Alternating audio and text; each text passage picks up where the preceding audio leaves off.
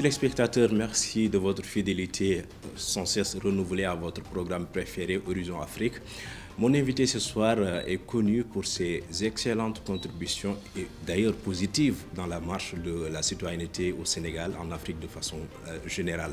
J'ai le plaisir et l'honneur de recevoir sur ce plateau d'Horizon Afrique Mariam Kanté. Bonsoir Mariam. Bonsoir Samb. Merci beaucoup de l'invitation. Je suis vraiment honorée d'être là. Merci. Ça fait plaisir pour nous en tout cas. Merci beaucoup. Et avant d'entrer dans le vif de notre sujet, j'aimerais qu'on parle un peu de votre parcours. Qui est Mariam Kanté et c'est quoi son parcours professionnel, bien sûr? Bon, Mariam Kanté, ce serait un peu difficile de me décrire, mais je dirais que sur le plan professionnel, je me considère comme une spécialiste en communication et aussi coordinatrice de projet. Parce que j'ai eu à travailler avec pas mal d'organisations, principalement la Chambre de commerce américaine, là où j'ai travaillé en tant que coordinatrice de la Chambre et chargée de communication pendant 12 ans. Et c'est moi qui pilotais toutes les activités de la Chambre, ainsi que les aspects communication et tout ce qui est organisation au niveau de l'organisation. Voilà, c'est ça. En plus d'être militante de la citoyenneté. Bien sûr, la citoyenneté, bon, ça, je pense que j'ai développé ça depuis toute jeune. Hein. Je dirais, quand j'étais élève, j'avais toujours ce regard de citoyen, de citoyenne qui fait attention à la marche de la société, qui a ses pensées sur comment la société doit marcher et tout.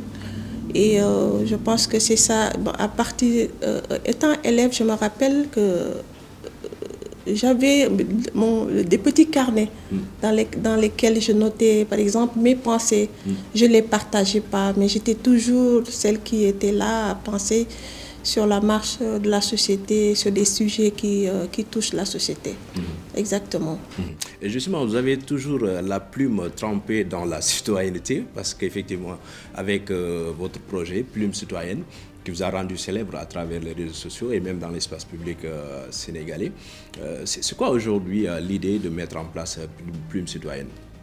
Bon, Plume Citoyenne, je dirais que c'est venu à son heure parce que d'abord, comme je vous l'avais dit tout à l'heure, je suis une fan de l'écriture et de la lecture. Et je disais que quand j'étais jeune, je passais tout mon temps à griffonner des pensées dans les carnets et tout, même étant étudiante aussi. Mais le vrai déclic de la Plume Citoyenne, c'est venu un jour, je pense que c'était en 2013. En ce moment-là, Nelson Mandela était malade. Il était dans son lit d'hôpital. Et je me suis réveillée comme ça à 3 heures du matin.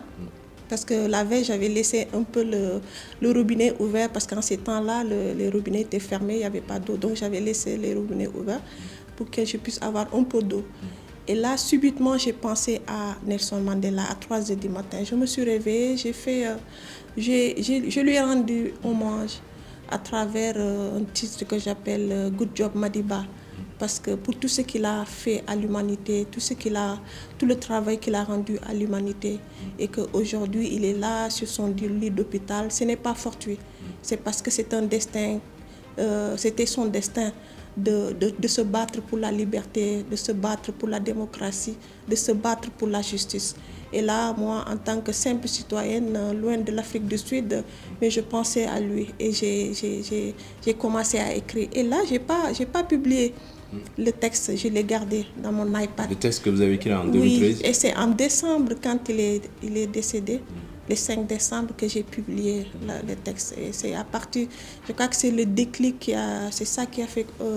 c'est à partir de ce moment-là que j'ai commencé à partager mes écrits avec le public. Et bon, ça n'est suivi tout ce qui se passe dans le monde, principalement dans mon pays, le Sénégal. En 2020, bien avant 2021, bien 2020, il y avait des soubresauts politiques, il y avait aussi des sujets de corruption, de citoyenneté, voilà, des défis économiques. Donc j'apportais ma part par écrit. Et voilà, et c'est ça qui, bon, je me dis que la plume citoyenne, en fait, c'est un sacerdoce. C'est une mission que je me suis donnée devant Dieu, d'apporter ma contribution positive, encore une fois, dans la marche de la société, ma contribution, une mission aussi que je me suis faite devant les hommes, d'apporter toujours ma part de réflexion dans tout ce qui est pour la construction de la société humaine en tant que telle, de manière universelle, hein. À commencer par le Sénégal jusqu'au fin fond du globe terrestre. Important. Et justement, à travers Plume Citoyenne, effectivement, vous avez l'habitude de donner votre point de vue par rapport à ce qui se passe dans ce pays. Une position que vous assumez d'ailleurs avec beaucoup d'engagement, surtout maintenant quand il s'agit de parler politique, parce qu'effectivement, là, actuellement, le contexte est assez révélateur par rapport aux législatives qui se profilent. On a vu qu'actuellement au Sénégal, il y a beaucoup de faits politiques quand même qui méritent d'être appréhendés. C'est le cas par exemple d'une opposition qui est aujourd'hui prête à en découdre avec le gouvernement. Il y a aussi les questions d'urgence, comme les inondations à Matam, à Bakel et quelque part dans le pays et même à Touba d'ailleurs. C'est quoi aujourd'hui votre analyse de la situation actuelle du Sénégal sous l'ère du nouveau gouvernement composé par le tandem Diomaye et Sonko? Bon, je dirais que le nouveau gouvernement, il est arrivé à un moment crucial de la vie du Sénégal. Et que bon, les défis sont énormes, il y a beaucoup de promesses qui ont été faites. Est-ce qu'on va toutes les réaliser? Ça, seul le temps nous le confirmera. Mais les urgences du moment doivent être réglées parce que le Sénégal a traversé des moments très très durs et que je pense qu'aujourd'hui, pour ma part, en tant que citoyenne, l'heure n'est pas à la politique politicienne parce que nous en avons assez vécu depuis 2021. Aujourd'hui, les urgences doivent être prises à bras le corps et apporter des solutions aux populations. Ce qui se passe, par exemple, à Bakel, prouve que les Sénégalais doivent se unir autour de l'essentiel et que c'est ensemble que nous pouvons relever les défis. Bon, et ce qui se passe, le défi climatique aussi nous a prouvé que ce n'est pas la politique qui va régler le problème des Sénégalais, mais c'est seulement des solutions concrètes, mais des solutions qui ne viendront pas seulement du régime au pouvoir, parce qu'il n'y a aucun régime messie qui peut régler le problème des populations. Il n'y en a pas. Je pense que les politiciens doivent être un tout petit peu intelligents et patriotes à la limite, pour ensemble apporter des solutions aux problèmes que rencontrent les populations. Donc, ce que je pense, exactement ce que je pense, et ça, je le souhaite réellement, que les élections législatives aboutissent à une cohabitation entre le pouvoir et l'opposition. Ça permettra à ce que les deux camps puissent ensemble travailler sur des questions essentielles qui concernent les populations. Parce qu'il ne faudra pas que ça soit du bis repetita encore, comme ça s'est passé avec le régime de Wade. On a vu comment c'était l'Assemblée nationale avec le camp majoritaire PDS. On a vu aussi comment c'était l'Assemblée nationale avec le camp majoritaire de Benno. Maintenant, est-ce qu'on va reprendre les mêmes erreurs avec un camp majoritaire PASTEF? Moi, je ne le pense pas. Je pense qu'aujourd'hui, nous appartenons tous à une nation qui s'appelle le Sénégal. Et il n'y a pas aucun messie qui peut nous sauver. Nous devons nous donner la main, particulièrement les partis politiques. Chacune se dit elle est une fille du pays. Et qu'ensemble, encore une fois, ensemble, que chacun apporte sa part dans les défis à relever, les enjeux à prendre à bras le corps pour que ce Sénégal devienne ce pays de paix que nous avons toujours été, ce pays de teranga, ce pays où voilà, il fait bon vivre et qu'on arrête les clivages. Ça ne sert absolument à rien. Il faut que l'on mette l'intérêt supérieur de la nation au-dessus de nos intérêts. Exactement, exactement. Parce que, oui, bien vrai, le régime au pouvoir voudrait avoir la majorité pour pouvoir dérouler son programme. Mais à mon âme conscience, je pense qu'à la fin, peut-être qu'il pourra rencontrer des situations un tout petit peu improbables, on ne sait jamais. Après, le peuple va se soulever encore. Alors que quand il y a une cohabitation, au moins, on sait que il y a un équilibre, on sait que chacun apportera sa part pour ce qui est essentiel pour le peuple sénégalais. C'est ce que je souhaite au régime de Diomaye. Important. Tantôt, je disais qu'en tout cas, il fait partie de vos préoccupations, la citoyenneté, mais aussi il y a la question de la jeunesse qui vous intéresse particulièrement. Et ce qu'on a constaté, c'est qu'effectivement, parmi ces défis-là qui attendent l'actuel gouvernement, il y a la question de la jeunesse et de l'emploi. On a souvent vu que c'est un problème, c'est finalement même un problème persistant, auxquels sont confrontés les gouvernements qui se sont succédés, de Wade et après Macky Sall et tout ça. Aujourd'hui, c'est avec l'actuel gouvernement. Cette question de la jeunesse et encore une fois de l'emploi des jeunes, comment est-ce que l'on doit aujourd'hui l'appréhender? Ok. Je dirais encore une fois qu'il n'y a aucun messie politique qui peut régler le problème de l'emploi des jeunes. L'emploi des jeunes, je peux dire même la problématique de la jeunesse, en fait, elle est simple. Il faut tout simplement responsabiliser les jeunes. Responsabiliser les jeunes. Il faut tout simplement rendre autonomes les jeunes. Ils sont assez, et aussi les outiller le maximum possible pour que le potentiel qui est en eux, qu'ils puissent les ressortir et les mettre en contribution dans le développement du pays. Les jeunes sont... Le Sénégal est un pays, machallah, dont la jeunesse est bourrée de talent. Moi, quand je vous le dis, quand je pars quelque part, par exemple, ici, je suis venue, j'ai vu, il y a plein de jeunes ici, et pourtant, je n'ai pas vu votre DG. Mais je sais que c'est parce qu'il a confiance en vous qu'il vous a donné, qu'il vous a laissé faire le travail. Absolument. Donc, il faut croire en la jeunesse. Il faut croire en elle et la responsabiliser surtout. Bon, elle a besoin d'être contrôlée, je dirais un contrôle positif. Elle a besoin d'être supervisée. Mais faisons confiance à la jeunesse d'abord. En faisant confiance à la jeunesse, je pense que ce pays peut se développer comme on ne l'aurait même pas pensé. Imaginez. Elle a besoin d'être comprise. Elle a besoin d'être écoutée et outillée et responsabilisée. C'est ce que la jeunesse attend. C'est tout ce qu'elle attend, d'être responsabilisée face à son destin, face à l'avenir du pays. Ce que je pense réellement, ça ne viendra pas de l'État, du sommet. Ça viendra au niveau des localités. Que dans chaque localité, les autorités qui sont là-bas rassemblent la jeunesse de chaque localité. Parce que chaque localité a ses propres besoins, a ses propres perspectives, a ses propres problématiques. Et que dans chaque localité, que ce soit le maire ou le chef de village ou le préfet ou le gouverneur,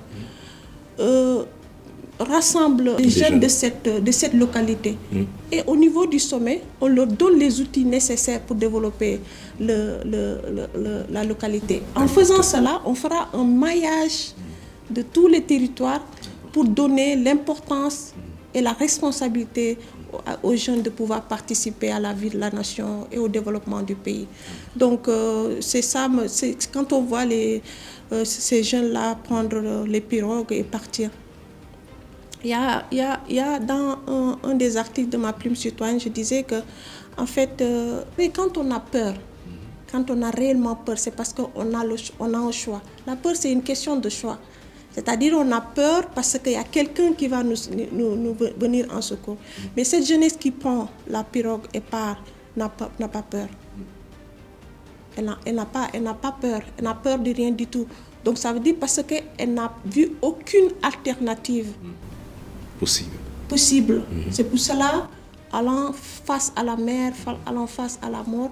C'est la seule solution qui lui reste. Maintenant, ceux qui sont au niveau des rives, cette jeunesse, ceux qui sont au niveau des localités, ils doivent comprendre cette jeunesse, l'écouter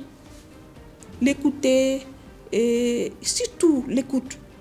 Et à partir de l'écoute, savoir ce qu'elle veut. Et à partir de ce qu'elle veut, l'outiller et la responsabiliser. Et après, ça fait que le jeune, après, il a confiance en lui. Parce qu'il sait qu'il a tous les outils nécessaires, la confiance, l'autonomie, la responsabilité, de faire ce qu'on lui a confié comme rôle dans la société. Parce qu'après tout, c'est aussi une question d'espoir. Il faut leur donner c'est ça. La jeunesse, c'est l'espoir. C'est l'espoir d'aujourd'hui et l'espoir de demain. Donc, on espère, on le nourrit. On le nourrit avec la responsabilité, avec l'autonomie, avec les outils, avec, quand ils sont dans ce qui est beau, vous leur dites que c'est beau. Quand ils sont dans du bon travail, encouragez-les. Parce que c'est, comme disait mon père, avec les talents se fanent, avec les critiques, mais fleurissent avec les encouragements. Donc la jeunesse a besoin d'être arrogée tout le temps d'encouragement, de well done, même quand il fait un petit geste, mais il faut l'encourager. C'est parce qu'il a tellement en lui de potentialités, d'innovation, des choses qu'il veut créer, qu'il n'attend que l'adulte qui lui donne les outils nécessaires et la responsabilité qu'il faut et le rôle qu'il faut pour pouvoir éclore tout cela. Ça, c'est vraiment Mariam Kanté qui parle à tous les jeunes africains, pas tout simplement les Sénégalais. Non, tous les jeunes de la planète. De la planète même. Alors, à côté de cette question de la jeunesse, il y a aussi celle de la femme, la question femme. D'après une ONG de la place, en tout cas, il y a près de 9000 femmes qui sont victimes de violences conjugales chaque année ici au Sénégal. En tout cas, c'est des chiffres qui ont été repris par beaucoup d'ONG aussi qui travaillent sur la même question. Ça veut dire qu'aujourd'hui, avec ce qui s'est passé récemment, il y a quelques jours, on a assisté à une scène de violence qui s'est passée au sein d'un couple et ça ne fait qu'aujourd'hui refaire surface. Comment doit-on aujourd'hui prendre en charge cette question de la femme? Bon, déjà, vous savez, là où il y a une violence, quand il y a violence quelque part, surtout concernant la femme, moi je dis toujours que ça soit la violence émotionnelle, la violence sexuelle, la violence psychologique, la violence économique. C'est le mental de la femme qui est contrôlé. C'est tout simplement ça. C'est-à-dire quand une femme est violentée sexuellement, ça veut dire qu'elle n'a pas encore atteint le niveau d'affirmation qu'il faut. Je donne un exemple, un enfant. Oui. Un enfant qui est abusé sexuellement, par exemple. C'est la faute à la société et surtout au cercle féminin. Parce que l'enfant, dès son bas âge, la petite fille, dès qu'elle commence à comprendre les choses, il faut lui donner les outils nécessaires pour s'affirmer. Pour s'affirmer devant la face du monde, c'est-à-dire surtout devant les hommes. Savoir qu'elle est une femme et qu'elle a des droits. À respecter. Elle a des droits que les autres doivent respecter. C'est-à-dire le droit de ne pas toucher à son corps, le droit de ne pas la manipuler mentalement, le droit de ne pas l'utiliser parce que l'autre a besoin de ceci et cela. C'est pour cela, et là, si on commence dès du bas âge à donner ces informations, à formater le mental de la petite fille, je pense qu'elle ne pourra jamais être abusée sexuellement. Parce qu'au moins, le cercle familial, surtout féminin, et même paternel, les hommes qui sont vraiment au fait des droits des femmes, peuvent la protéger à ce moment-là. Maintenant, quand la femme grandit, elle est confrontée, par exemple, à une précarité économique. Elle est devant un homme dont elle dépend. Et si c'est quelqu'un qui est mentalement narcissique, cette personne va vouloir utiliser, contrôler son mental pour pouvoir abuser d'elle.